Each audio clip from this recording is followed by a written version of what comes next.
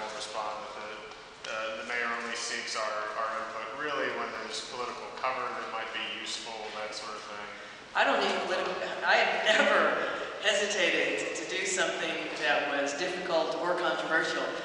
The problem is that we have divergent paths. We've been going down a road, and now what I really wanted was to get some guidance from council.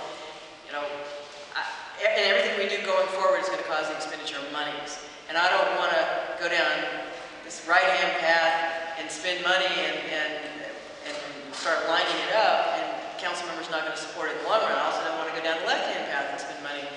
But I will, what I do feel is that I've been empowered by council to use my best judgment and to continue to manage the situation, which I'm never unhappy with. Mayor, council approved some money to build a pedestrian overpass over the Union Pacific tracks in Brinkhurst. I know those residents there have been worried about children jumping between train cars and stuff. Do you have any idea when this will be accomplished? No, we just approved the dollars. I don't know what the construction schedule is. We can find that out for you. What everybody has to remember is that there's a reason that the city seal has a train engine right in the middle of it. We were built around the rail lines. We were built as a rail hub, and we have grown as a rail hub where the railroads met the ships. And we have, because we have such an active port, a lot of cargo comes into the Port of Houston. Those rail lines, freight rail traffic is very, very heavy here. So we are always going to have to deal with issues of trains blocking streets, trains where they may disaccommodate pedestrians or inconvenience pedestrians, but trains are very, very dangerous. And no person on foot, particularly children, should ever try to climb through a train that's sitting on the tracks and appears not to be moving, because they can lurch forward suddenly and we have a disaster on our hands. So we have, as we have funds available, been working over the years to build grade separations, primarily vehicle grade separations, so we can make sure the traffic flows, but when possible and necessary, we're also building pedestrian crossways over. But that is those are our local dollars to accomplish that. That is not something that the railroads have to provide. Mayor, in the ERO case, were you disappointed in the jury ruling, and do you think that will hurt the city's ability to present what is a pretty technical case? I'm not disappointed, as I've said all along. All the things that are happening up to this point are basically routine legal filings back and forth. And what I do feel sorry for is the jurors who are going to have to go through page by page, by signature, over a matter of weeks. So a trial that could have taken a handful of, a week or two is probably going to take a couple of months to get through.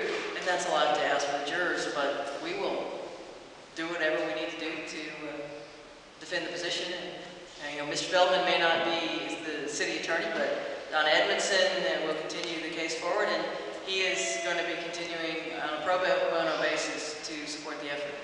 Could I also get your reaction to the campaign finance situation and your view on how that will affect positively or negatively city election cycles going forward? All of my political campaigns have been run under the previous rules, which were that you could not raise money except in the year in which you were on the ballot, or you had an active campaign. And then a few months after, so we would essentially go from February to February in an election year, and then the next year, nobody who was in elective office here at the city could raise funds. That was actually designed to keep incumbents from constantly raising money from people who might come to the city for contracts, for things that they wanted. It was oddly portrayed as something that was to protect incumbents when in fact it's just the opposite. However, federal judge has ruled that we can't do that, and so fundraising can go on year-round. So then it becomes a matter of just making sure that we have clear guidance to members of council that as to what is appropriate, and that I hasten to say that the blackout period for things that are on the agenda still holds. So from the moment something is on the agenda, or when we enter into, we've been very strict about this, when we enter into contract negotiations for some of these hotly contested contracts, we institute a quiet period where we ask the vendors not to contact council members so that there is no appearance of corruption. Those things will still stay in place. There's another lawsuit from former council member Chris Bell as to whether Sheriff Garcia, should he choose to run, or Sylvester Turner, who's already said, State Representative Turner, who said he will run, and they have raised funds in other arenas without the caps we have, and our contribution caps are still going to be in place as well, whether they can transfer money in. We believe that the federal court ruling effectively makes that case moot, and what we will have left is no individual can contribute more than $5,000, no PAC more than $10,000, and you cannot, the only time you cannot collect money is from someone who is on the council agenda for 30 days thereafter. So it sounds like you don't see a big impact on elections in the city. I don't see a big impact on elections. I actually, but it is a much, again, contrary to what the plaintiffs argued, it is much more beneficial to incumbents to be able to raise money. And the unintended consequence, you know, our position in the past has been that if you're not, like, I'm term limited, I'm not on the ballot, so I couldn't raise money.